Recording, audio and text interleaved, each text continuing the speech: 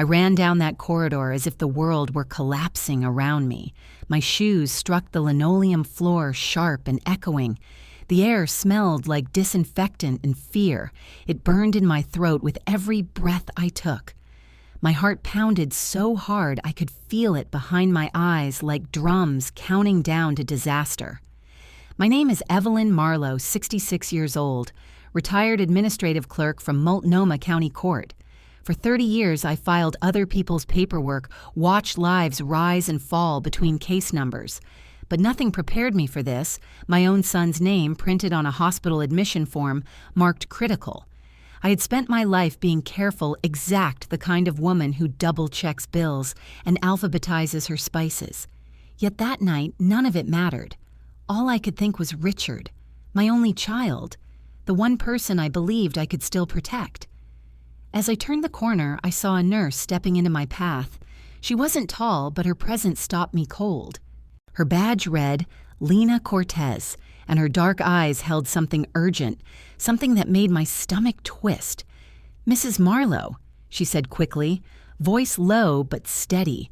"Hide and wait. Trust me." Before I could respond, she gripped my arm, firm, professional, and guided me toward the side room beside intensive care.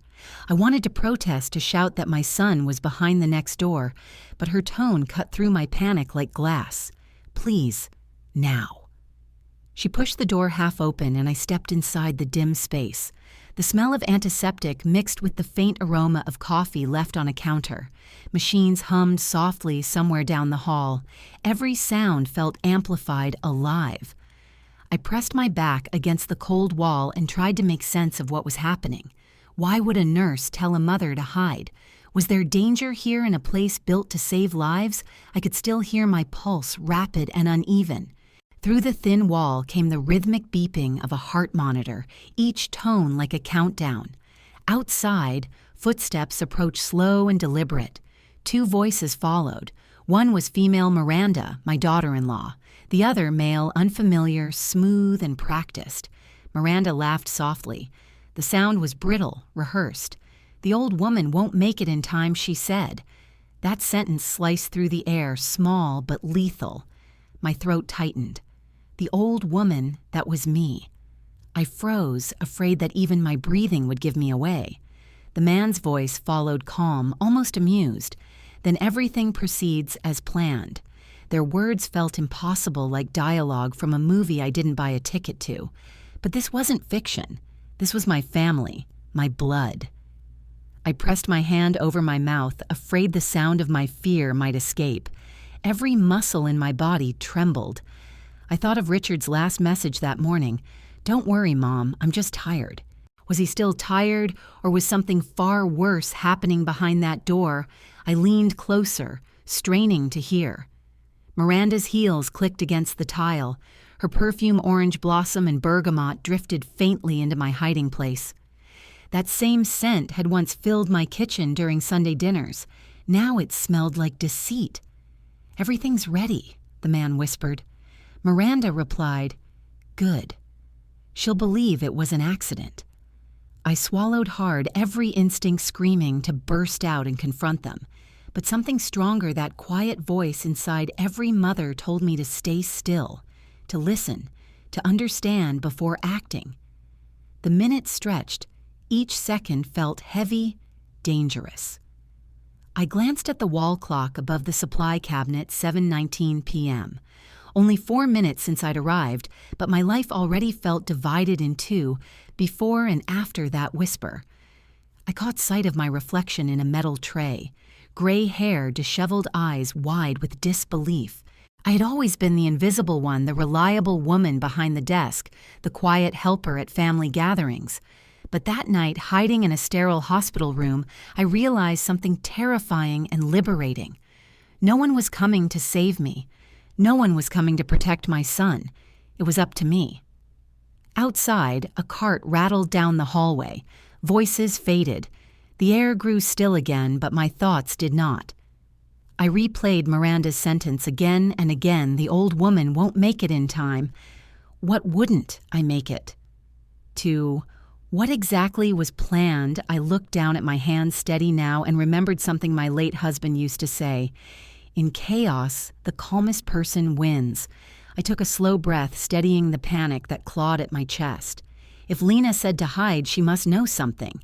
And if Miranda was laughing outside my son's door, then something was horribly wrong. I inched closer to the crack in the door. The hall lights cast long streaks across the floor, cutting the shadows into stripes. For a brief second, I saw Miranda's silhouette, tall, perfect posture, holding a folder close to her chest. Next to her stood a man in a gray suit, his reflection gleaming off the metal V-pole. They stopped right outside room 312, Richard's room. Then I heard the faint sound of a lock clicking. My stomach dropped. What were they doing in there? Why was the door being locked from the outside? Every cell in my body screamed run, but my feet stayed rooted to the floor. Because deep down, I already knew. This wasn't just an accident. And that laugh, that cruel, careless laugh, was my first warning that everything I believed about family was about to fall apart. I don't know what you would have done in my place. Would you have burst through that door or stayed silent and listened the way I did? If you were me, a mother, 66, heart pounding in a hospital hallway, would you have trusted a stranger's whisper? Tell me in the comments where you're watching from. I want to know what you would have done. Because that night, as the machines beeped and the walls listened, I learned one truth that changed everything. Sometimes justice doesn't start with a shout. It starts with a whisper. I've always believed that order keeps people sane. At least that's what I used to tell myself while sorting files at the county courthouse, back when every day smelled like dust ink and stale coffee. I was good at that job. Not brilliant, not ambitious, just steady. People like me keep the world from falling apart one signature at a time. After my husband, Frank Marlowe, passed away 12 years ago, I found comfort in routine. He died on a Wednesday. I remember because I still had half a pot of chamomile tea cooling beside the bed. He was gone before the tea turned cold. We'd been married 27 years. He was a quiet man, a carpenter with strong hands and gentle eyes. His death left me with silence, a silence I filled with paperwork and predictable days. At 50, I didn't expect to start over. But then there was Richard, my son, my reason for everything. He'd always been ambitious, the kind who wanted his own business, not just a paycheck. He said one night, "Mom, I've got a vision, a consultancy firm, small, independent, clean work." I laughed and told him visions don't pay rent, sweetheart. He smiled that same crooked smile his father used to wear. So I did what mothers do. I opened my savings account and signed the first check. I remember the amount exactly, $38, $200. It was everything Frank and I had put aside for our retirement trip that never happened. Instead of Paris, I gave it to my son to build his future. Marlowe and Hale Consulting, he named it. At the time, I thought the Hale part was a friend. I didn't know it would become my biggest mistake. Miranda Hale came into Richard's life like a well-written resume, polished, impressive, and suspiciously perfect. She was elegant, spoke softly, and carried herself like she'd never sweated a day in her life. I wanted to like her, I truly did. But there was something about her eyes, too, calm, too calculating. They reminded me of the lawyers I used to file complaints for, polite, professional, and absolutely ruthless. Still, I tried. I brought casseroles to their apartment. I babysat their cat when they went on networking trips. I smiled for photos even when Miranda held Richard's arm like a trophy she'd just won. When she started calling me Evelyn instead of Mom, I pretended not to notice. Years passed, and their company grew. Meanwhile, my life shrank into the small corners of their success birthday dinners where I was an afterthought, holidays where my casseroles stayed untouched because we're vegan now, Mom. There was one afternoon about 6 months before the hospital call that sums it all up perfectly. It was a Sunday. Rain tapped against the kitchen window, and I sat at my old oak table surrounded by papers, balancing their business expenses on my calculator. I did it for free, of course. Mothers don't send invoices. While I typed numbers, Miranda's voice drifted from the living room. She was live streaming again. Family Goals Sunday, she called it. Her tone was bright, sugary, the kind that gives you cavities just by listening. I could hear her say, "Richard's mom is helping out. We love keeping it all in the family." I looked up and realized she was pointing the camera straight toward me. I froze halfway through, punching a figure into my calculator. Then she giggled. "She's the queen of spreadsheets. Say hi, Evelyn." I waved awkwardly, my fingers still stained with ink. The comments section on her phone lit up with hearts and emojis. Someone wrote, "You're so lucky to have a mother-in-law like her." Another said, "She looks adorable." Miranda smiled wide and said, "Oh, she's a blessing." As soon as the camera stopped rolling, she turned toward me. Her expression changed like a light switch. "Mom," she said, "try not to wear that old cardigan when we're filming next time. It makes the feed look sad." I wanted to laugh and maybe cry, but instead I joked, "Well, this cardigan's older than your marriage. It's holding up better, too." For the first time that day, she didn't have a comeback. That's the thing about surviving long enough. You learn to fight with humor, not volume. Still, a part of me worried. Something in that house always felt staged, like everything was for show. Even their laughter sounded rehearsed. That night, I sat by my window, drinking lukewarm tea. The streetlight flickered outside, casting small bursts of gold across my table. I looked at the stack of documents, tax filings, invoices, expense reports, and noticed something odd. A recurring payment from their business account to Levin Partners LLC. I didn't recognize the name. The amount was large, $4,500 monthly. When I asked Richard, he brushed it off. "Consulting fee, Mom. Don't worry." But I did. Because the Evelyn who filed other people's fraud cases for 3 decades knew what hidden numbers meant. I marked the entry in my notebook, circled it twice, and tucked the page inside my old leather folder. That folder had survived floods, moves, and 3 tax audits. It was my quiet weapon, the one thing I could trust. Then came May 12th, 2024, the day that turned my quiet life into something else entirely. I remember it because it started so normal. Morning coffee, local radio, the same crossword puzzle I never finished. At 6:05 p.m., my phone rang. Miranda's name flashed on the screen. Her voice was calm, too calm. "He collapsed," she said. There was a pause. "Come if you want. Come if I want." 4 words colder than winter itself. No address, no emotion. Just permission, as if being a mother required her approval. I stood still for a moment, staring at the kitchen clock ticking above the window. The second hand moved like a heartbeat, steady and merciless. I grabbed my purse, my keys, and without even thinking, my old brown notebook. It wasn't habit, it was instinct. Every page inside held proof of who I was and what I'd seen, the kind of evidence people ignore until it's too late. As I stepped outside, the sky hung low and gray. A fine drizzle began to fall, tapping on my windshield as I drove. I didn't know it yet, but that short drive to Providence Hospital would be the moment everything inside me shifted. The calm woman who once filed other people's cases was about to live one of her own. The tires splashed against wet asphalt. The city lights blurred through the rain. I gripped the steering wheel tighter, my knuckles pale against the dark leather.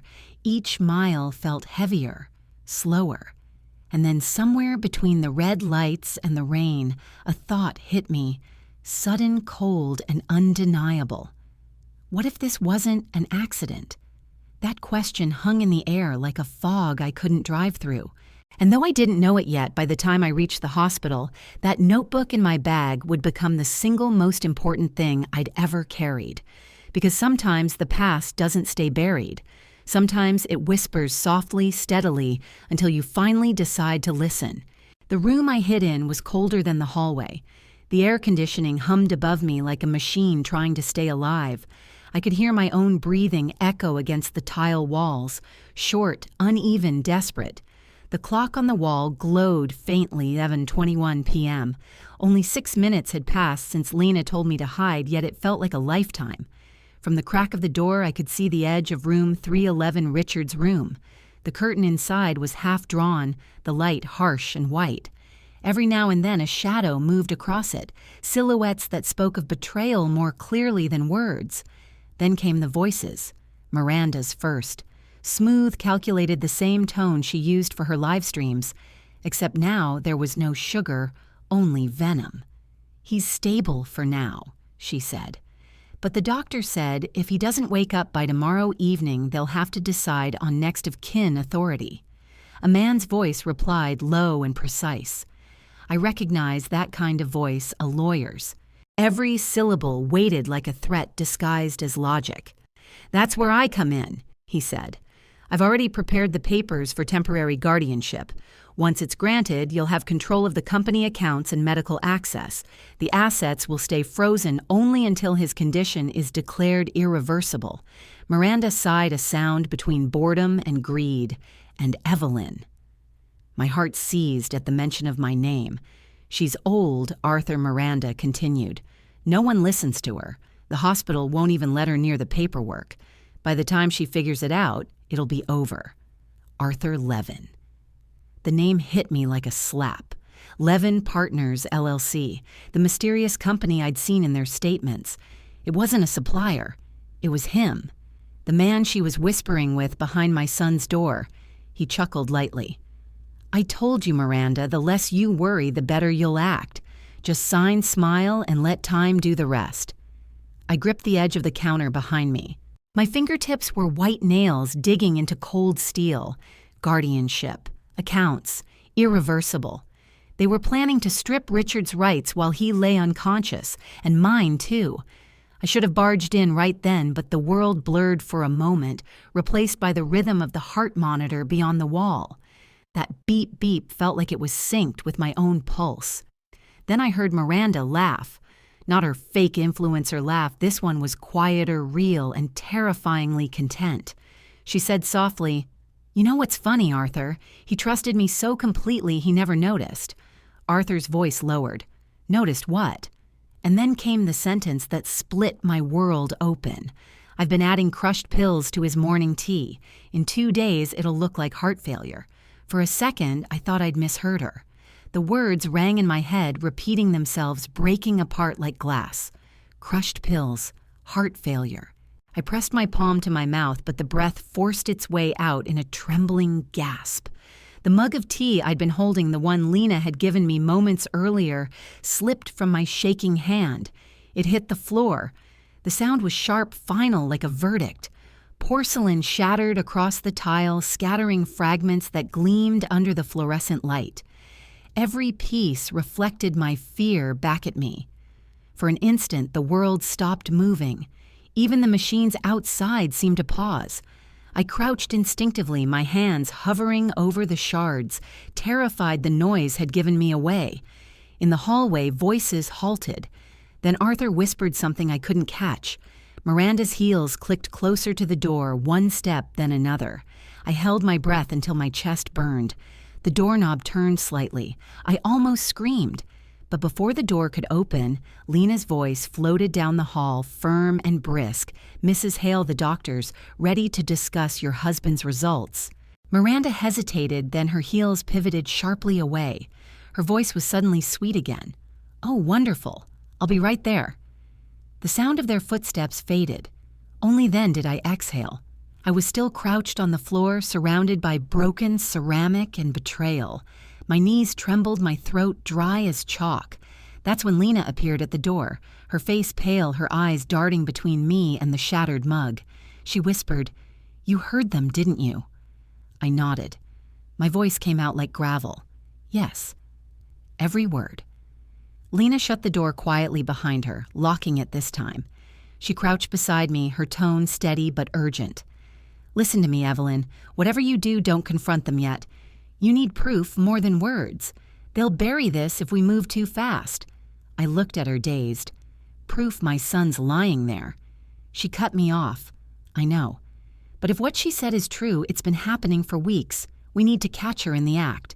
The hospital keeps digital dosage logs, but those can be altered. What she doesn't know is that the pharmacy camera records every handoff of medication." For a moment, the world refocused. Lena, this young nurse I'd barely met, was the only lifeline between me and chaos. My voice steadied. "What do you need me to do?" She hesitated, then said, "Leave this room quietly." Go home tonight. Act like you believe Richard just collapsed. Tomorrow morning, come back early before visiting hours. I'll get the camera files." It sounded like something out of a crime show, yet every fiber in me knew it was real. The hum of the air vent, the disinfectant sting, the fluorescent light flickering, everything too vivid to be fiction. As she helped me up, I noticed a faint humor in her voice, the kind born from exhaustion.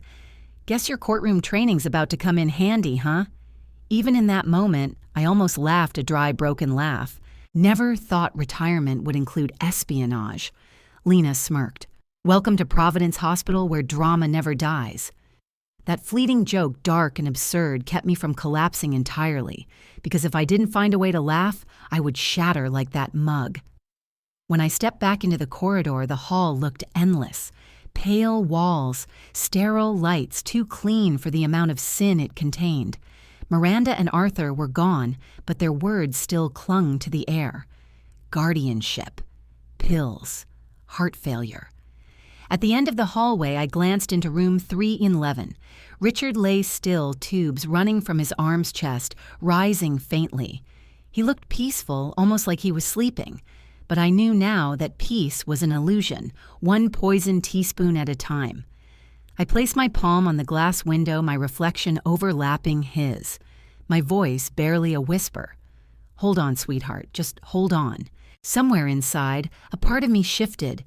The quiet, cautious woman who once filed papers and balanced ledgers turned into something sharper. If Miranda thought I'd fade into silence, she'd picked the wrong mother. As I walked down the hallway, I caught my reflection again, the same gray hair, the same cardigan Miranda once called sad. But my eyes were different now, no longer tired, focused. I tightened my grip on the old brown notebook in my bag. That notebook wasn't just paper anymore. It was my weapon, and tonight I had just learned where to aim.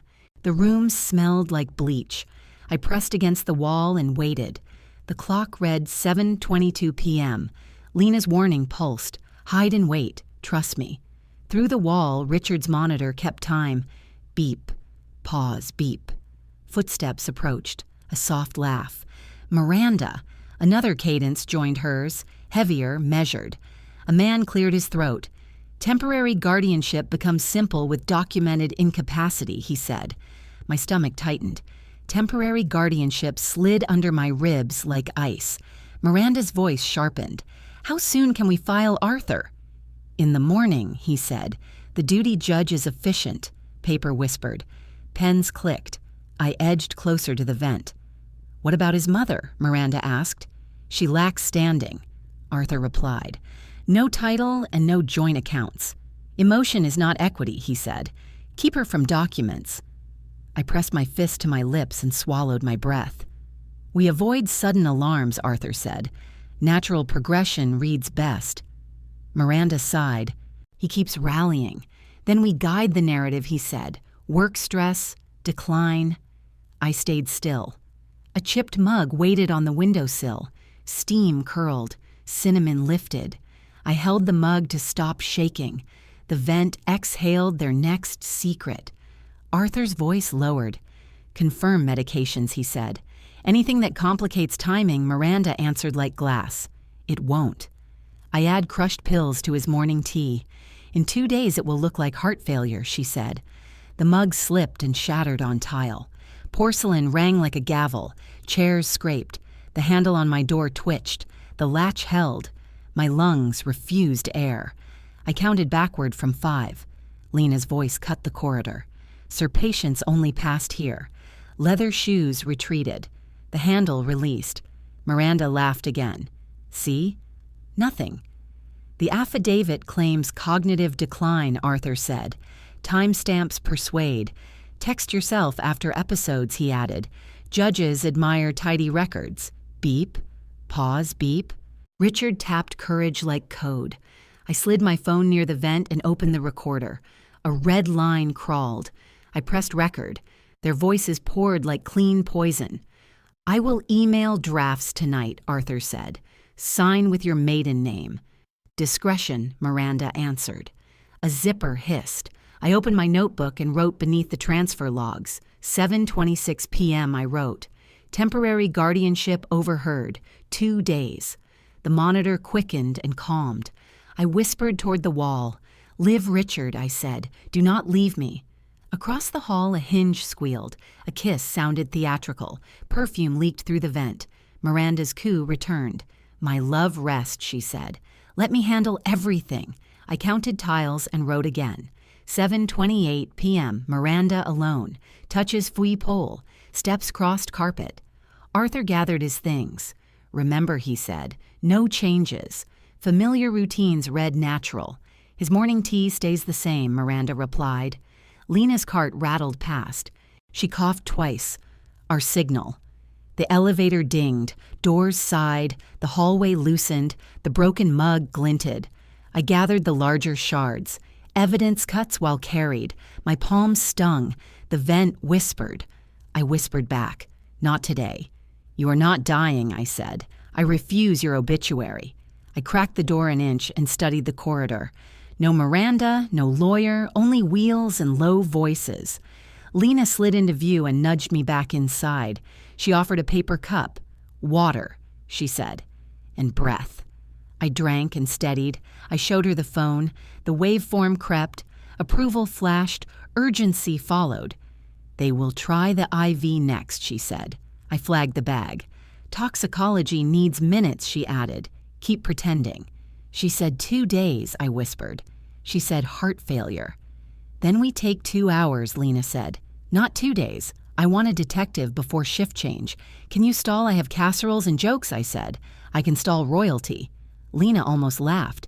The sound warmed tile and air. "Good," she said. "Channel theater. Ask to pray. Cry if possible." "I can cry," I said. Write everything she said. Names, times, gestures. I wrote. 7:31 p.m. Levin departs. Miranda remains 5 minutes. Touches Foy again. Perfume strong. No tears. A gurney rumbled. The clock ticked forward. I tucked the phone into my bra and found posture. Evidence needs patience. Fear needs steady hands. I pictured Frank sanding wood, steady and patient. I pictured Richard at 6 jelly on his chin. Lights hummed. The hallway brightened slightly. Lena appeared and signaled from the doorway. 1 wave, a pause, 2 waves, showtime. I opened the door and stepped into the artery. Beeps matched my breath. My feet answered. I walked toward 3 and 12 carrying fear and fury. Between them I carried something sharper, the truth. At the threshold I shaped my face into grief. Miranda looked up, eyes glossy without water. "You again," she said, smiling without warmth. "Please," I said. "Let a mother stay and pray." 5 minutes, she said. No drama. My tears obeyed. Lena's reflection flashed in the monitor. I took Richard's hand. A faint squeeze brushed my fingers. Reflex, or will I accepted it? Miranda posed against the wall. "Important emails," she murmured. "Everyone wants updates," she said. "Tell them he is loved," I said. "Love is busy." She rolled her eyes. I noted the gesture. The clock turned to 7:38 p.m. Lena vanished. I studied the IV. Tape neat. Tubing clear. Miranda watched me like sport. "You look tired," she said. "You should go home and rest." "I will," I said. "After he wakes." My phone hummed faintly. The recorder kept working. The elevator dinged. Footsteps quickened around the corner. A new voice entered, firm and official. I stayed still and watched Richard breathe. Miranda checked lipstick in the monitor's dark reflection. She smiled at herself. The handle clicked. The door opened. Lena returned with backup. "Routine verification," she said. "We need a sample from the line." Miranda froze, then smiled too late. "Of course," she said. I squeezed Richard's hand and breathed through the heat. We had spent 16 minutes wisely. Night would belong to evidence. Ink and timing would walk beside us. To women who refuse to vanish, the page is armor. I dated the notebook and wrote one last line. 7:40 p.m. I wrote, "Truth entering with witnesses." Chapter 4. The Nurse with the Cross-Genre Drama. Detective, action, subtle comedy. By the time dawn broke over Providence Hospital, the world outside looked clean again, washed by the night rain that hadn't reached the people who needed cleansing most. I walked through the lobby, quietly clutching my brown notebook like it was scripture. The air smelled of disinfectant and exhaustion. Nurses moved like ghosts under flickering lights. Lena met me by the vending machines, her scrubs wrinkled a small silver cross hanging from her neck. She looked younger in daylight, but her eyes carried a kind of tired wisdom I'd only seen in people who'd already lost too much. "You came early," she said, handing me a coffee cup. "I didn't sleep," I replied. "Neither did I," she said, "but that's nothing new." We sat on a metal bench that creaked under the weight of what we both knew. Lena stared into her cup for a long time before speaking. "When I told you last night that I believed you, it wasn't just because of your son," she said softly. "I've seen this before." I turned toward her. She looked down at her cross, rubbing it between her fingers. "My sister," she continued. 3 years ago, she was in another hospital, different city, same kind of accident.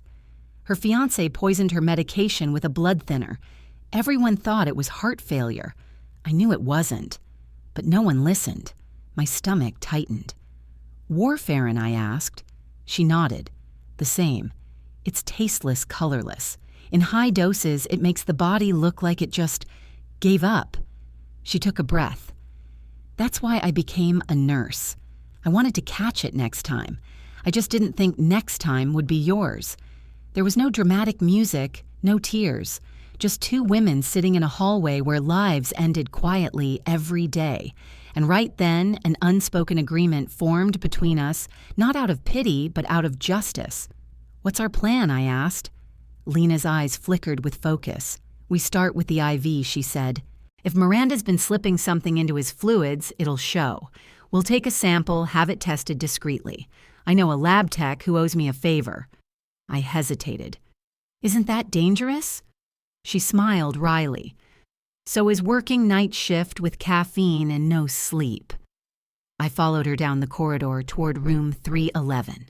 The hospital was quieter in the morning, but silence in a place like this never felt peaceful. It felt loaded, like the building itself was listening. When we reached the door, Lena slipped on her gloves and whispered, "Follow my lead." Miranda wasn't there yet, thank God. Richard was still unconscious, pale but steady. The rhythmic beep from his monitor gave me hope he was still fighting. Lena moved quickly, drawing a small syringe from her pocket. She inserted it carefully into the IV line, withdrawing a small amount of the clear fluid into a vial. "Keep watch," she murmured.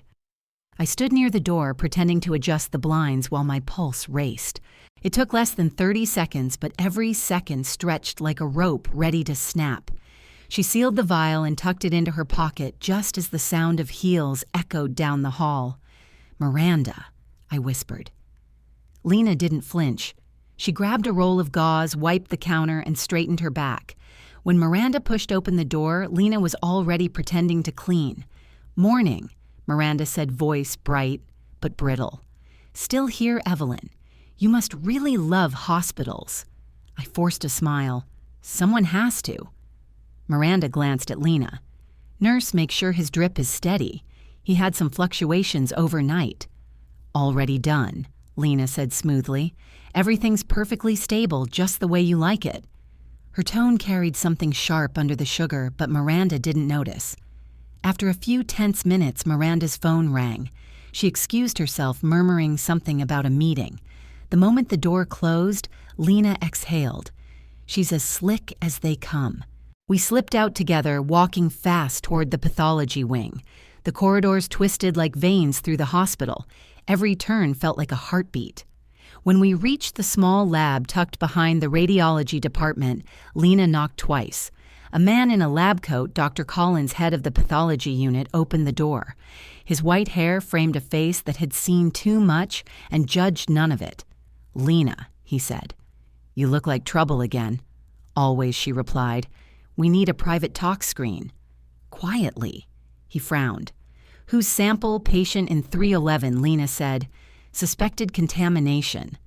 Colin's eyes narrowed. "Suspected by who?" Lena looked at me. "By a mother," she said. "Who knows her son's life depends on us being right." He hesitated, then nodded slowly. 10 minutes. We stood outside while the machine hummed behind the glass. The rhythmic sound reminded me of the courthouse printers that used to run late nights. Different kind of paperwork, same kind of stakes. Lena leaned against the wall, eyes closed, and muttered, "If I get caught doing this, I'll be folding towels in a clinic by next week. I couldn't help it." I chuckled softly. "I'll write you a glowing character reference," I said. She grinned. "You'd better. I'll need it when HR starts asking why I'm suddenly the Florence Nightingale of crime scenes." Before I could respond, Collins opened the door. He held the vial up to the light. His expression changed confusion, then alarm. "What is it?" I asked. He handed us the printout. "Warfarin," he said quietly. "Concentrations high, at least 3 times the therapeutic limit. This isn't an accident." Lena's hand went to her cross instinctively. My knees nearly gave out. "So it's true," I whispered. "She's been killing him slowly." Collins lowered his voice. "You need to take this straight to administration or the police. This isn't just malpractice. It's attempted homicide." But before we could say another word, the door handle turned. A sharp click echoed like thunder in the silence. Miranda's voice floated in. "Lena, Evelyn, funny running into you two here." My blood froze. Collins shoved the printout into his lab coat pocket. Lena smiled impossibly calm. "Oh, hi, Mrs. Hale," she said brightly. "You know us nurses. We're always cleaning up messes, right?" Miranda tilted her head, suspicion flickering in her eyes. "Cleaning." "In a pathology lab," Lena shrugged. "Body fluids don't respect geography." Even Collins had to fight a smirk. Miranda rolled her eyes and turned to me. "You shouldn't be wandering around, Evelyn. Stress isn't good for your blood pressure." I smiled, my voice steady. "Neither is betrayal." Her eyes narrowed for half a second before she forced another smile. "Well, take care," she said lightly, and left. When the door shut, Lena finally exhaled and laughed a shaky, disbelieving laugh. "Did I just bluff a sociopath?" she whispered. "Yes," I said, "and you did it beautifully." We both laughed, then quietly but real. It was the first time in days my laughter didn't sound hollow. Collins turned serious again. "You have maybe an hour before she realizes something's missing. Use it wisely." Lena nodded. "We'll get to the head physician first, then we lock this place down." As we walked down the hallway together, the morning light spilled through the windows, sharp, revealing, merciless. In that glow, the cross around Lena's neck caught the light, gleaming like a promise. And for the first time, I didn't feel alone in this battle. 2 women, a notebook, a vial of poison, and a truth that refused to stay buried, that's all we had. But sometimes, that's all justice needs. I entered room 312 with a breath I could finally control. Sun stripped the floor into clean bands. The machines kept a polite rhythm. Miranda cradled Richard's hand and stared at the ceiling like a saint. Her mascara had survived the night. Grief wore flawless eyeliner again. I claimed the chair opposite and set my old notebook on my lap. The leather smelled like years of payroll calendars and stale coffee. She glanced at it, then at me, then back to her practiced sorrow. "I am glad you came," she said gently. The voice was theater sweet. "I was wrong," I answered. My tone carried apology and fatigue. "I was jealous, my dear. I feared the empty chair at holidays." Her eyebrows softened. Calculation flickered, then hid behind something warmer. "I never wanted distance," she murmured. "I only wanted peace for Richard." I touched the bed rail and let my fingers tremble for effect. "I want peace too," I said. "I want a family that actually gathers." I drew a breath and lowered my voice a half step. "I kept savings. I want to help you both when he recovers." Her eyes shifted. Pupils widened by an honest, involuntary hunger. I held her gaze.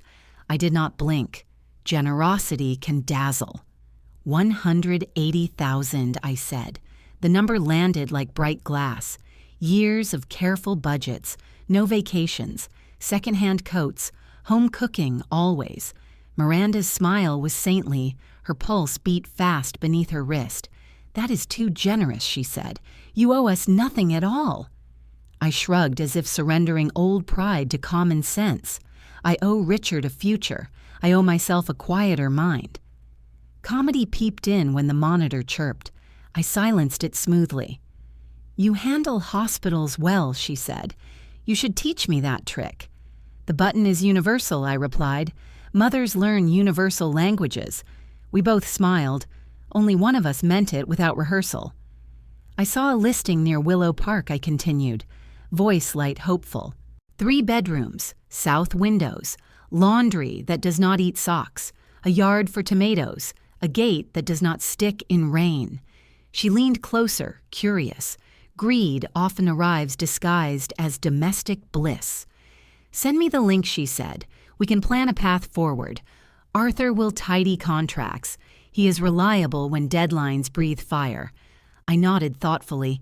The name sharpened resolve like a whetstone.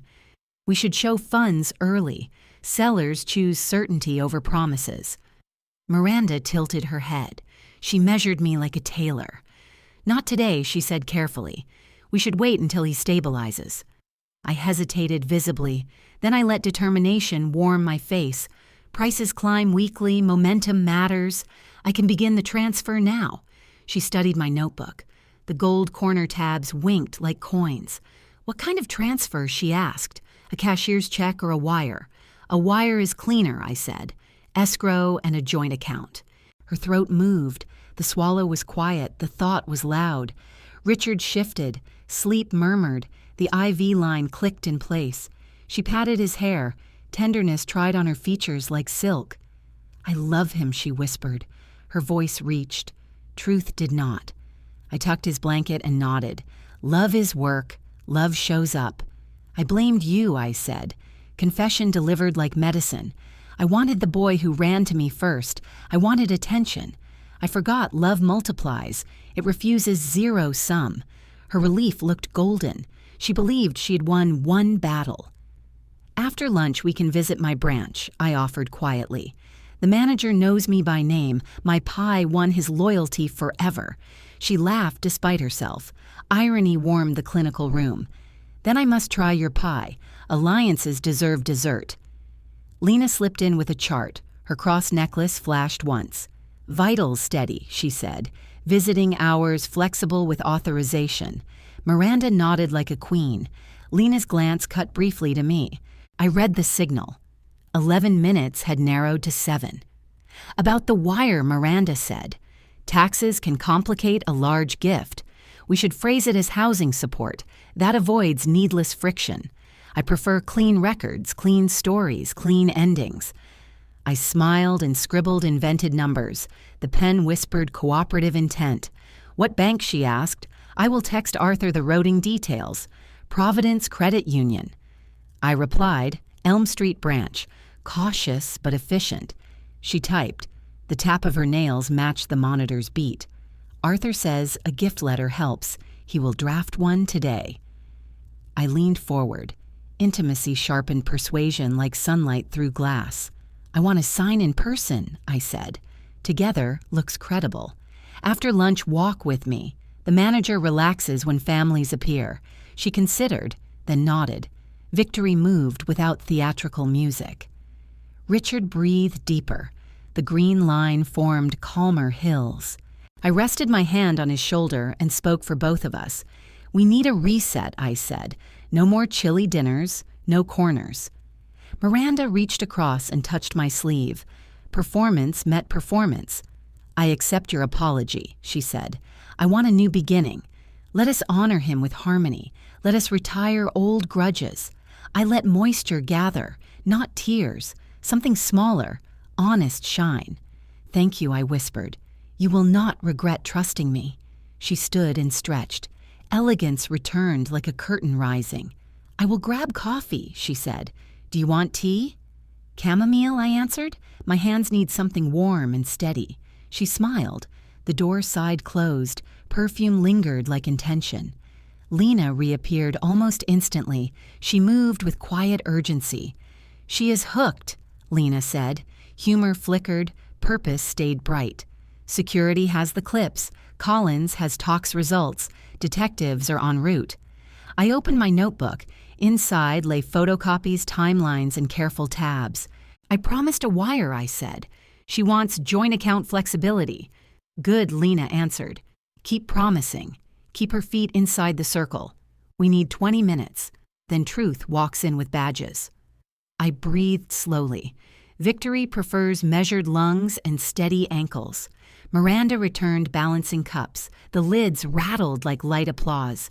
Chamomile, she said, and a blueberry muffin for good faith. Bless you, I replied. Irony earned its tiny laugh.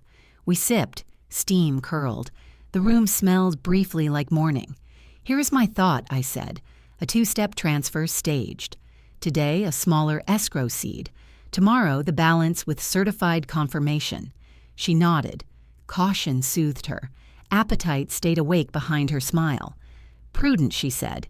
Sellers appreciate discipline during financing choreography. I slid my statement copy across. Account name masked by sticky note. Her eyes devoured digits. Greed hummed like an unseen generator. I will meet you at Providence after lunch, she repeated. Text when you arrive. I will call Arthur from the parking lot. Richard exhaled. The sound was soft. It threaded my resolve. I rose to adjust the blinds. Sunlight softened his cheeks again. We owe him quiet days, I said. He carried too many deadlines. Miranda nodded solemnly. The roll sat naturally upon her bones. She touched my arm. Her ring scraped the bracelet on my wrist. Family, she said. The word sounded new in her mouth. We moved forward together. No more triangles. No more bruised pride. I gave her my warmest smile. Warmth is an excellent disguise. The doorway framed Lena once more. She held a billing folder. Sign here for extended monitoring, Lena said. Voice politely administrative. Miranda took the pen. Signatures bloomed. Responsibility looked official. Lena thanked her and left. Her glance told me almost time. I gathered my notebook and the photocopy. Organization restored calm. I will head to the branch, I said. Paperwork prefers daylight. I will secure an appointment, Miranda answered. Confidence regained height. Then dinner near the park listing. We can toast to beginnings. At the threshold, I paused. Stagecraft demands one final chord. I turned and met her eyes. My voice carried quiet weight. Thank you for loving Richard, I said. He deserves the softest world. Let us build that world. Let us sign the first brick. She glowed. Belief gilded her features. The future glittered convincingly. I stepped into the hallway. The air tasted sharper and clean. Lena joined me. We walked toward elevators without breaking stride. She believes, I said. She believes enough to wait here. Good. Lena replied. The cross flashed again. Purpose held. Keep her busy. Keep texting. Keep promising banker hours and pie. The elevator chimed. Doors opened. Steel reflected our hard-won calm. We entered together. Justice rehearsed its lines inside my pocketed notebook. Lena walked beside me as the elevator doors closed. Our reflections looked determined. We have 10 minutes before Collins loops me in, she said. Her voice was steady. I nodded. The weight of my notebook felt like a small anchor in my hand. Miranda believes the wire will start today, I said.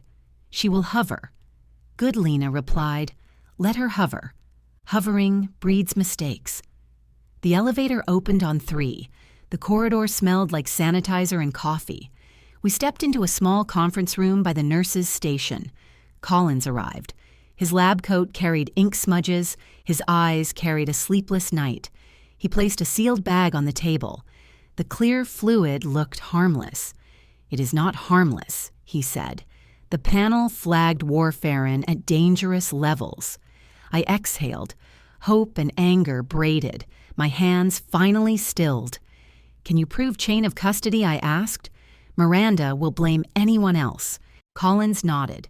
He tapped forms. Every line carried a timestamp. We logged preparation. We logged access. We logged transfers under sterile protocol. Lena handled the sample split. I countersigned. Pharmacy verified identifiers. A new figure filled the doorway. Presence arrived before introductions. She wore a dark blazer. Her badge caught the fluorescent light like flint. Detective Maya Grant stepped in, calm and cutting. She owned the air. "I am Maya," she said. "I do not do miracles. I do paperwork that bites." Her smile was brief. Her eyes were not. They catalogued everything. She set a tablet down. Video flickered to life. Time-stamps glowed. The screen showed room 312. The angle watched the IV pole. Miranda entered alone. She checked the hallway. Her posture shifted. Her hand reached the line. The clip loosened. A syringe grazed plastic. Maya paused the frame. The picture froze like a confession in glass. She touched the bag twice, Maya said. "Here." And again at 0113. Night shift chart shows no authorized adjustments Collins added. Voice flat. Lena crossed herself. The silver cross flashed, then settled. "Do you have her audio?" I asked. My voice sounded distant. "Not yet," Maya said. The hallway recording picked fragments, still processing. I stared at the frozen frame. The room felt colder, cleaner. Greed had elegant nails. Murder wore tasteful cashmere. The evidence glared. Maya advanced the clip. Miranda pocketed something. The line resumed. She practiced, Maya said. "This is habit, not panic, not chance. Pattern supports intent. Intent supports the charge. The charge will hold." I heard myself ask the next question like I had trained for court. How long until you can act? How long until an arrest is lawful? Maya checked her watch. Then she checked me, then papers. "I need a judge's signature.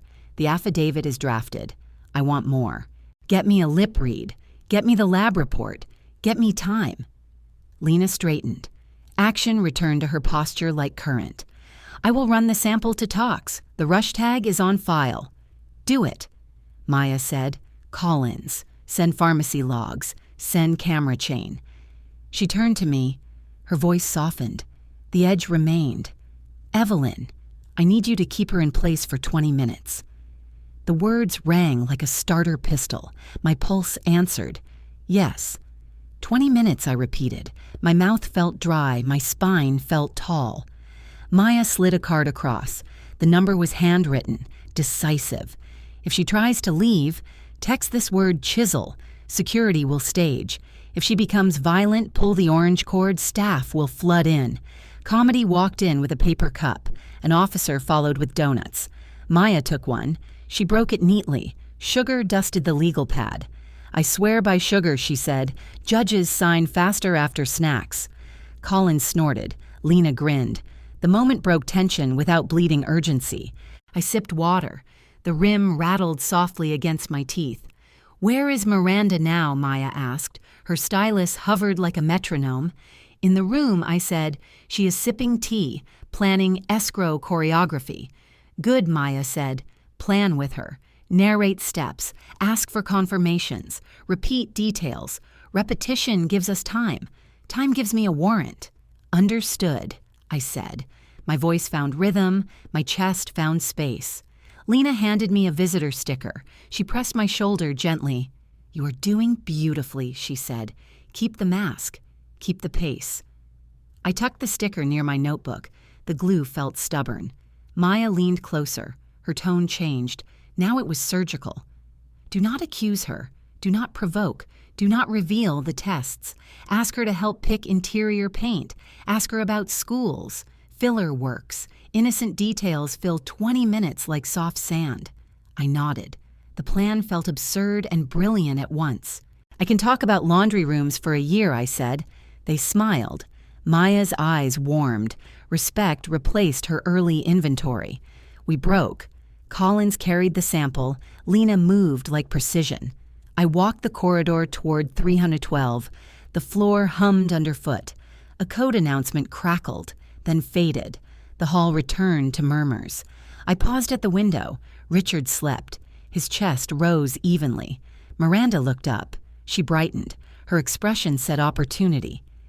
"There you are," she said. Arthur texted. "Escrow prefers morning transfers." "Morning is perfect," I said. "Bankers smile earlier, signatures behave." I closed the door gently, then pulled the chair close to hers. "I brought paint chips," I added. I fanned cards like a magician. Miranda laughed softly. Greed adores theater. Theater adores props. Willow Park walls want warmth, I said. Maybe soft clay, not beige. She compared chips to the fluorescent light. Performance met interior design. Kitchen needs brightness, she said. We host, we pour, we glow. Then eggshell for scrubbing, I replied. Spills happen. Guests lie. She snorted, a quick human sound. She relaxed by degrees. My phone buzzed. A text from Lena appeared like a metronome. 17 minutes. I asked Miranda about schools. She listed rankings. She praised sidewalks. I asked about a dog. She described a future golden retriever named Finch. We built a phantom life, detail by detail, lie by lie. Do you prefer gas or induction? I asked. I circled back to appliances. Gas, she said. Control matters. Instant heat saves dinners. True, I said. Control matters, especially when families change shapes. She nodded. The words pleased her. Flattery wrapped like velvet. My phone buzzed again, 14 minutes. The digits blinked sternly. I stalled with mortgage talk. I stacked acronyms like alphabet bricks. DTI, LTV, points versus credits, conventional versus jumbo. Miranda's eyes glittered. The jargon sang a rich, hollow promise. Arthur can massage any ratio, she said. He never loses financing. Smart, I said. Wires love winners. Sellers love fast closings. A transport gurney rattled past. Wheels squeaked. Time did not. I refilled her tea. Steam coiled. The cup clinked lightly. Tell me about the yard, I said. Tomatoes, herbs, a stubborn rose. Lavender, she said. It hides mistakes. It perfumes broken days. I smiled. The poetry landed. The truth did not. My phone buzzed. 10 minutes. Lena added a blue heart. Miranda checked her reflection in the black monitor glass. Flawless. Text me your banker's name, she said. Arthur will pre-write disclosures. Of course, I said. I typed Maya's number using a banker alias. I added chisel ready. No suspicion. Clock running steady. I kept the countdown quietly. 20 minutes became 10, then 7. My smile stayed gentle. My roll never cracked under pressure. Miranda stirred tea. Porcelain clicked. Her eyes measured me carefully. She said, Tell me again about the transfer. I need clarity. Clarity is my specialty, I answered. When Richard wakes, you will have everything. Greedy relief softened her shoulders. Confidence returned like heat from lamps. I leaned closer, lowered my voice, fed her reassuring details smoothly. The escrow is ready. Noon tomorrow, signatures clean and simple. She nodded, ambition bright behind lashes, victory rehearsed in posture. Families need decisive leadership, she said. I provide it without apology. Families need receipts, I replied. Receipts love calm hands and light. She laughed. Brittle sound, perfectly at home in false sympathy. 5 minutes remained. My phone vibrated once. Proceed without deviation. Miranda reached toward the IV, fingers casual, intentions not casual. I shifted smoothly. My body blocked her path. My smile sweetened. Let me fix his blanket. He hates cold feet. She allowed it. Arrogance softened vigilance. Timing favored patience. Arthur will drop by, she said. Closings deserve careful witnesses. Practice winning, I said. Smile with restraint. Judges admire restraint. She smiled wider. Irony glimmered only for me. 2 minutes remained. I opened my notebook, neat columns, tidy math.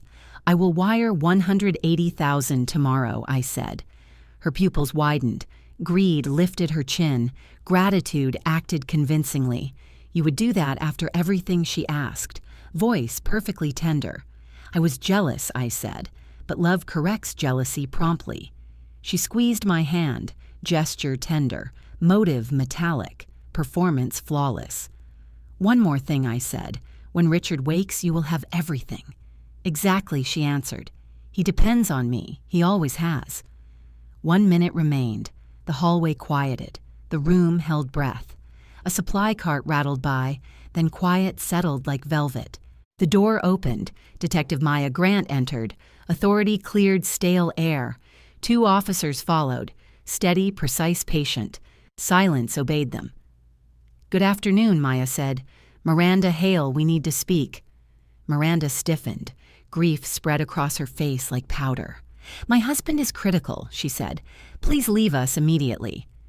Maya placed a folder down. Her voice stayed cool and exact. "I do not do miracles," she said. "I do paperwork that bites. Security cameras show you alone with this IV at 01:13. Miranda looked at the bag, then at me, then away. "That was care," she said. "Nurses asked me to help." The door opened again. Lena stepped in. Silver cross flashed briefly. She held a tablet. The screen glowed. Her thumb pressed play. Static cracked. Then Miranda's voice filled the room, crisp and chilling. Just half a tablet more every day. In 2 days, heart failure. The words hung heavy, undeniable, cold. They settled like stones. Miranda's color drained. Fingers whitened around the chair back. I moved closer to Richard. My body shielded what mattered. "You really thought I was blind, didn't you?" I whispered. Truth tasted metallic. "You taught me to watch by underestimating me repeatedly." Maya nodded to the officers, movement sharp as cutting scissors. "Miranda Hale," she said, "you are under arrest for attempted murder and fraud. You have the right to remain silent. You have the right to counsel." Miranda lunged toward the door. Panic shredded her polished poise. I hit the orange cord. Alarms howled. Staff poured inside.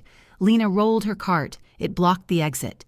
Instruments clinked. An officer cut off the angle. Another secured Miranda's wrists. The cuffs clicked. The room exhaled. Order returned quickly. Comedy slipped in. A cuff snagged a dangling charm. "Remove the jewelry," Maya said. "Souvenirs wait for evidence cataloging." A nurse unclipped the charm. Metal dropped with a hollow ping. Miranda glared at me. Hatred glazed with disbelief and shock. "You promised everything," she hissed. "You promised the house explicitly. I promised 20 minutes," I said. "Justice needed 20 minutes only." Her mouth twisted. Pride collapsed like damp plaster under weight. Lena's tablet chimed. Collins confirmed toxicology. Warfarin present conclusively. Maya signed digitally. The warrant brightened. Authority sharpened instantly. "Transport is ready," she said. "Processing within the hour," firmly. They guided Miranda forward. She twisted for one last line. "He will never believe you. He always believes me," she cried. I faced the monitor. Not her. Belief bends. Evidence holds. Maya stayed. The officers posted outside. Gravity returned to order. Lena adjusted Richard's blanket. Steady hands, determined jaw. Quiet courage. I sat slowly. Adrenaline ebbed. Breath stuttered, then smoothed. "Breathe," Lena said. "You executed perfectly." Timing stayed beautifully clean. I acted, I answered. "You measured." Maya bit decisively. Maya smiled. Procedure's edges warmed. Humanity stood beside duty. "You did more than act," she said. "You landed the scene." I laughed once. Relief sounded strange. Honest, bright, unashamed. "Do juries admire paint chips?" I asked. Humor loosened tension gently. "They admire receipts," Maya said. "And you brought a ledger." Sunlight crawled across the floor. December light felt merciful today. Richard's chest rose evenly. Monitors ticked like dependable metronomes nearby. I touched his hand. Warmth answered. Hope steadied in me. Outside, wheels squeaked. Somewhere a television played soft carols. Inside, quiet settled, not empty, simply earned through labor. I opened my notebook. Dates and sums. Careful ink and patience. Generosity created safety, I believed. I forgot boundaries are locks. Lena touched my shoulder. Comfort without pity. Strength without spectacle. "You built a boundary today," she said. "It will hold." Maya's radio crackled. Dispatch confirmed Miranda en route. Arthur detained promptly. "He is cooperating," Maya said. Greed folds fast under oath. I closed the notebook. Paper felt heavier. Ink seemed darker. "Will the case stand?" I asked. Will the paperwork bite hard? It will, Maya said. Video-audio lab results, unbroken chain. A tech entered, replaced the bag, logged seal numbers carefully. Thank you, I said, my voice steady, my back straight. What happens now? I asked. Tell me the next steps. Collins continues reversal therapy, Maya said. We finalize custody tonight. Breathe. I heard the cuffs click. The sound was clean and final. Miranda froze, then twisted hard. The chain tugged against her wrists. He'll never believe you, she spat. The words felt empty now. Justice doesn't need belief. It needs evidence, I said. My voice held. Detective Maya nodded to her team. 2 officers stepped into position. A body cam blinked red. The frame shook like a handheld. You are under arrest, Maya said. Her cadence was calm, precise. Anything you say may be used. The officer read with care. The corridor hummed. Fluorescent light washed everything a hard winter blue. Lena moved to my side. Her cross caught a tiny glint. Dr. Collins checked Richard's lines. The pumps gave a steady hush. Vitals are holding, he said. Relief softened his professional mask. I squeezed Richard's hand. Warmth answered. The rhythm steadied my breathing. Miranda jerked toward me. The chain answered with a clipped rattle. You framed me, she hissed. The mask of grief slid off. We recorded you, Lena said. Her voice carried a firm center. Maya lifted a palm. The officers adjusted their footing and angle. Transport in 5, she said. Radios crackled with practiced economy. The body cams kept rolling. The lens drank each twitch and breath. Miranda glanced at the door. Calculation flickered. The moment passed. Mrs. Hale Maya said, You did everything by the book. I did what you taught me. I answered. Paperwork and timing. She smiled once. Thin as thread, strong as cable. You'd make a great detective, she murmured. The corner of humor showed. I was a clerk for 40 years. Spotting liars was part of the job, I said. Lena snorted softly. The sound carried like a small bell. Clerks catalog the truth, she said. Detectives just borrow your folders. Even Maya laughed. Tension eased without losing its alert edge. Miranda rolled her eyes. The gesture landed with dull bravado. Her lawyer called. Maya declined. She's in custody, she said crisply. 2 officers secured the IV. Tamper seals gleamed like glass. Another logged evidence. Labels lined up with quiet satisfaction. Maya signed the chain of custody, pen strokes neat and deliberate. The room breathed. The storm stepped into a measured march. Will Arthur cooperate? I asked. My notebook was already open. Greed folds under discovery, Maya said. He requested counsel minutes ago. I nodded once. Old habits kept my hands from shaking. Statement tomorrow. Media will circle, Maya added. Practical, not dramatic. I prefer ledgers to microphones, I said. That earned another smile. Let the paperwork speak, she replied, her favorite sermon delivered gently. Footsteps gathered. Wheels squealed. Winter air slid under the door. Move, the sergeant said. The corridor widened around the team. Miranda lifted her chin. Dignity tried on a final pose. Save the performance, an officer said. The line landed dry. They turned for the hallway. The cuffs flashed like cheap jewelry. Sirens sang outside. The wing exhaled an almost human breath. I sat again. The vinyl chair complained. I accepted it. City lights stitched the window. The pane shivered with December wind. My reflection looked older. It also looked unbroken and entire. Coffee, a volunteer said. Steam curled like a quiet blessing. Dr. Collins adjusted the pump. Numbers climbed back into range. Vitamin K continues, he said. Coagulation is normalizing tonight.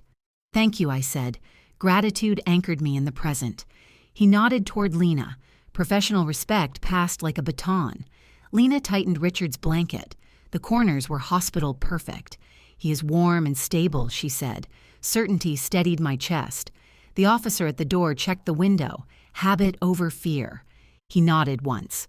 Routine pinned the night to something firm. Maya returned with triplicate forms, signatures aligned, dates were correct. No spousal access tonight, she said.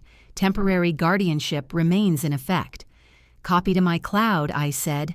I photographed each page. Already sent to case files, Maya said. Her phone buzzed twice. A text landed on mine. Custody numbers, reference codes, times. I saved and backed up. Duplicate folders make grief manageable. Sleep if you can, Lena whispered. I will watch the lines. Wake me for anything I said, good or bad. Truth matters. She patted my shoulder. The cross winked once under LEDs. The chair found my spine. We negotiated another quiet truce. My breath slowed. The monitors hummed. Night work stayed unspectacular. A dream tried forming. Memory interrupted. I stayed on watch. Maya hovered near the door. Humor returned with the quiet. You'd make a great detective, she said. The tease returned lightly. You keep saying that I answered. I still like file rooms. You like patterns, she said. So do I, different uniforms. We both looked at Richard. A beat passed. Winter pressed. Tomorrow will be loud, she said. Be ready for questions. I will use numbers, I said. They settle wandering minds. Good, she said. Numbers bite, sermons wander. She started toward the hallway, then paused. Her voice dropped. You did not flinch, she said. Most people break earlier. I broke years ago, I said. I rebuilt using ledgers. Maya considered that. Respect warmed the air by a degree. You'll be fine, she said, then left with careful steps. The officer outside shifted weight. Boots whispered against clean linoleum. I checked Richard's hand again. Heat answered. Hope stayed. Sleep, Lena said again, a nurse's lullaby without music. I closed my eyes. The cadence of beeps led me. Somewhere a radio played carols, distant, soft, almost kind. The hospital smelled of bleach, plastic, winter, and courage. Evidence settled. Silence healed. The future straightened by inches. My phone chimed. Maya again. A midnight update arrived short. Arthur is talking, she wrote. Emails recovered. Draft deeds found. Thank you, I replied. Thumb steady. Sentences brief and clear. Rest if possible, she answered. We stabilize the perimeter tomorrow. I am here, I wrote. I will not move. The window shivered. The wind rehearsed another hard stanza. I counted my blessings, my son's pulse, Lena's stubborn faith. I counted my tools, a notebook, copies, names, times. I counted the lies, smaller than the record, weaker than light. Justice tightened quietly. It did not shout. It held. Miranda's voice replayed. Belief rattled like dice on a tray. He will choose me, she had said. The control myth. I pictured Richard waking, confusion fading, truth arriving with weight. We would walk through pain. We would not drown. Lena dimmed the lights. Machines glowed like patient constellations. I whispered to Richard, ordinary words, steady and plain. Sleep now. I am here. Evidence is working. The floor nurse winked. Courage traded hands like a secret. I thanked the team, the room, the stubborn chain. Night kept watch. Our paperwork stood faithful guard beside us. By the way, Maya had whispered earlier, a sly aside, you'd make a great detective. I smiled into the dark. The joke landed sweet. I was a clerk, I thought, and clerks bite gently. A small laugh escaped. Even winter allowed one mercy. Outside, a siren faded. Inside, a heartbeat answered. The camera blinked its red light. Silent, faithful, awake. I let the rhythm carry me, breath for breath. Justice doesn't need belief. It needs evidence, I repeated quietly. Then I slept, sitting up, my hand over his. Chapter 9. When Hearts Wake Up. The morning light slid across the white wall like a gentle tide. The clock read 6:30 a.m. The date on my watch said May 17th, 2024. Machines whispered in their steady rhythm. One heartbeat on screen, one heartbeat beside me. Lena stood near the window. Her cross glinted as the first sunbeam found it. "Any changes?" I asked. My voice was soft, almost afraid of sound. "Maybe," she said. His eyelids moved. It might be reflex. I leaned forward. Every nerve waited for something more than reflex. The air tasted of sanitizer and hope, fragile, clean, barely there. Then a breath caught, slow, imperfect, human. Richard's fingers twitched, then his hand closed around mine weakly. "Mom," he whispered. The words scraped out like sand over glass. My heart lurched. Years of fear and forgiveness tangled at once. "I'm here," I said. The words cracked. The truth didn't. Lena turned away discreetly. Nurses know how to give privacy without leaving. Dr. Collins rushed in. Monitors spiked. He smiled like sunrise after storm. "Welcome back, Richard," he said. "You've been asleep too long." Richard blinked. His eyes searched faces, found mine, filled with pain. "Mom," he said again. His grip trembled. How could I not see I wanted to say 1,000 things? None felt clean enough. So I smiled. Tears made the edges of the world shimmer softly. "Because love blinds the good ones first," I said. "Steady this time." He blinked slowly. Guilt soaked through the oxygen tube and silence. "I believed everything she said," he whispered. "I thought you were jealous." "I was jealous," I answered, "of how easily she stole my son." He winced. The truth carried weight, but healing demands weight sometimes. Collins adjusted his chart. "Professionals always anchor emotion to data. Vitals strong," he said. "Speech clear, heart rhythm steady." Lena crossed herself. Faith and medicine shook hands quietly in that room. Richard's tears came without sobs. They slid into his hairline silently. "I almost lost you," he said. "And she nearly killed me." His voice cracked on killed. The word carried too much gravity for mourning. "You're alive," I said. "That's the part we choose to start from." He nodded weakly. Shame softened into something gentler, acceptance maybe. Outside, the hospital cafeteria started clattering with breakfast trays. The smell of burnt toast drifted faintly through vents, oddly grounding. "I kept all your ledgers," I said. "Your first business license, the invoices." He gave a broken laugh. "Of course you did. You never trusted digital." "Paper doesn't lie," I said. "People just ignore what's printed on it." He smiled, faint but real, the kind of smile that returns after exile. Dr. Collins excused himself. Lena followed with quiet competence. The door clicked shut. For the first time, silence felt holy, not empty. Mom Richard said, "I don't deserve forgiveness." "Then don't ask for it," I said.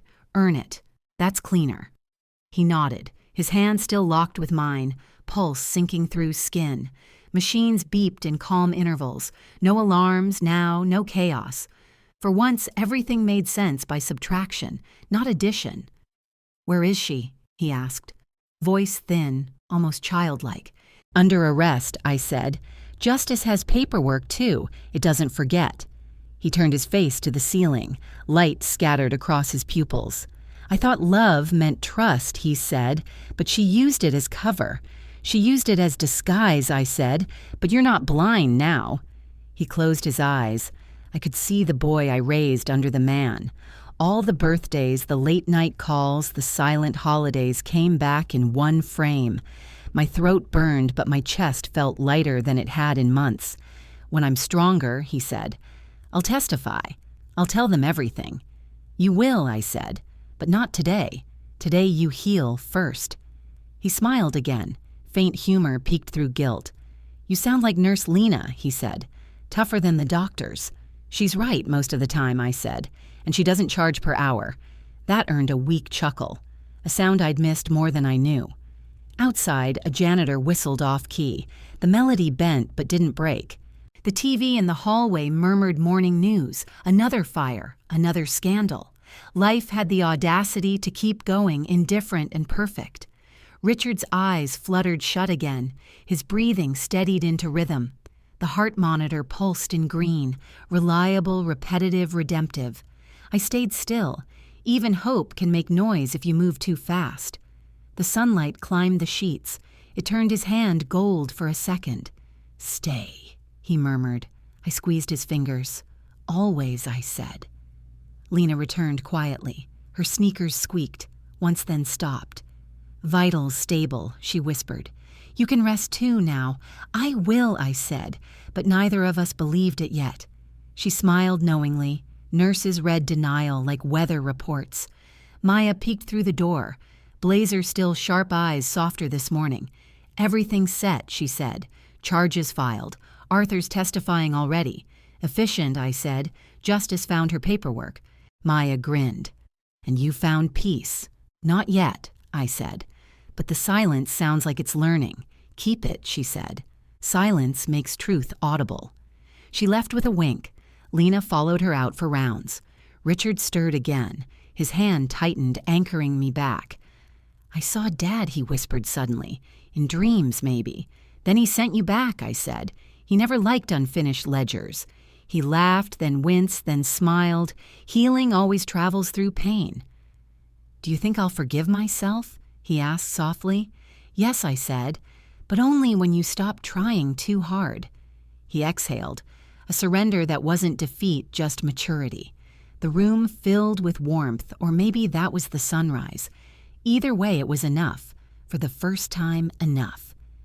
Dr. Collins returned for rounds. His tone was clipped, but kind. We'll move him to recovery by noon, he said. He's strong. Stronger than he looks, I said. He just needed a truth transfusion. Collins chuckled. That's not in our charting system yet. Well, I said, add a new code E for evidence-based healing. He smiled.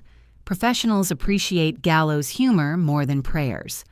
Maya reappeared briefly, dropped a brown envelope on the table. Copy of the statement, she said. File it where you keep receipts. I always do, I said. Paperwork bites, remember? She nodded. And justice thanks clerks like you. As the door closed, I looked at Richard again, eyes half open now. His monitor beeped in steady rhythm, the melody of staying alive. Because love blinds the good ones first, I repeated under my breath. He smiled faintly, not from guilt this time, but from recognition. Outside, morning stretched across the city. People hurried toward normal days. Inside, I sat between silence and light, both kind for once. The camera above blinked its red eye, proof still watching quietly. I took Richard's hand again, pulse strong, fingers warm. Rest, I said. The paperwork is done. Now we heal. The monitor hummed steady. Life signed its name again. Word count exactly 1,000 words. Chapter 10. The Cup of Peace Comedy Healing. Reflective Ending. The morning of May 20th, 2024 arrived with soft Portland lights spilling through my kitchen window. Steam curled from the kettle, lazy and bright, like the world had finally decided to slow down. For the first time in months, I woke not to alarms or monitors, but to birds and the faint hum of city buses. The house smelled of lemon polish and new beginnings. Richard sat by the window, pale but steady, a newspaper folded across his lap. He looked like a man relearning what ordinary felt like. Coffee, I asked. He shook his head gently. Tea, please. Something calm. I smiled. Healing always starts with specifics. The kettle whistled. I poured water into a ceramic pot painted with faint blue irises. The same pot I had used when his father was alive, sturdy, plain, loyal. Lena arrived at 9 sharp, punctual as sunlight. She carried a folder in one hand and a croissant in the other. Breakfast diplomacy, she said, for peace treaties and post-trauma checkups. Richard chuckled weakly. Progress comes in laughter measured by ounces. She set the folder on the table, eyes bright with news. Official report came this morning, she said. Miranda, her real name's Karen Moore. Karen, I repeated. It tasted hollow, bureaucratic, smaller than the chaos she left behind. She pled guilty to attempted homicide, fraud, and medical tampering. Lena continued. 30 years, no parole for 20. The number felt both heavy and merciful. Richard lowered his head. His fingers tightened around the teacup. 30 years, he said softly. That's half my lifetime. Half your lifetime, I said, but not half your heart. That part's still yours. He smiled faintly. Healing isn't a sentence, it's a practice. Maya knocked once and entered like authority wearing sneakers. Her blazer looked the same. Her mood was lighter. "Good morning, heroes," she said. "And yes, I brought the good news." She dropped a stack of papers on my table, final reports, signatures, dates. "Case closed," she said with the satisfaction of a woman who trusted the system she served. "You'll get formal notice by Friday." I poured her tea before she even asked. Habits outlive trauma. She raised the cup like a toast, to evidence stubborn mothers and brave nurses. Lena lifted her croissant. I raised my teapot. Richard smiled, the kind that reached his eyes. Maya leaned back and stretched her shoulders. "So she said, 'What's next for you, Evelyn?' Going back to clerical work." "I think my paperwork just got promoted," I said. "We're starting something new." Lena opened the folder she'd brought.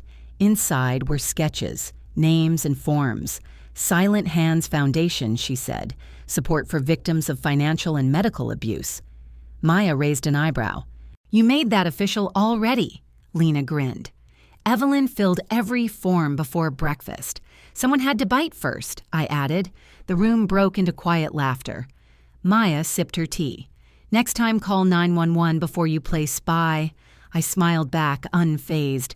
"Next time, I'll let the paperwork speak first." "Promise paperwork never lies," I said. "People just underestimate the margins." Lena giggled. Richard laughed fully for the first time since waking. Outside, sunlight touched the garden fence. Bees negotiated over early lavender. Maya's phone buzzed. She ignored it. "I'm staying for scones," she announced. "Detectives don't rest, but they snack." "I'll allow it," I said. "Justice runs better on sugar." Richard shook his head, amused. "You three sound like a sitcom. We prefer procedural drama with snacks," Lena said. Her accent made everything sound gentler. Maya checked her watch. "You know, Evelyn, you'd make a terrifyingly effective paralegal." "I'm retired," I said, "which means dangerously unsupervised." She laughed, the kind that releases years of tension in one breath. "Don't test me," she said. "I already drafted your honorary badge." Richard leaned forward. His voice was quiet but sure. "Mom," he said, "thank you for saving my life." I met his gaze. Tears threatened but stayed respectful. "You gave it to me first," I said. "I just returned the favor." He nodded, eyes wet, the kind of tears men hide for too long. "I'll join your foundation," he said. "I owe the truth that much." "Good," I said. "You can handle the website, I'll handle the receipts." "Spreadsheets and justice," Maya said. "A dangerous mix." "Effective," I corrected. "Danger is just paperwork with confidence." The kettle whistled again, right on cue, life's own applause. We moved to the porch. Morning air smelled of wet cedar and renewal. A robin perched on the railing, curious about the laughter. Portland's skyline shimmered faintly through the mist. Lena balanced her tea with one hand and waved at a passing mail truck. "Bills and blessings travel the same route," she said. Maya stretched her legs. Her badge glinted in the sun. 30 years, she repeated thoughtfully. "That's time enough for everyone to learn." Even her Richard asked. Maybe I said, "Redemption is slow, but it keeps good records." They all smiled. Healing makes room for humor. I poured another round of tea, chamomile, golden and forgiving. The steam rose between us, carrying quiet symbols of peace. Maya's phone buzzed again. She sighed, checking it reluctantly. "Duty calls," she said. "My break ends when truth forgets to behave." "Then take a refill for the road," I said.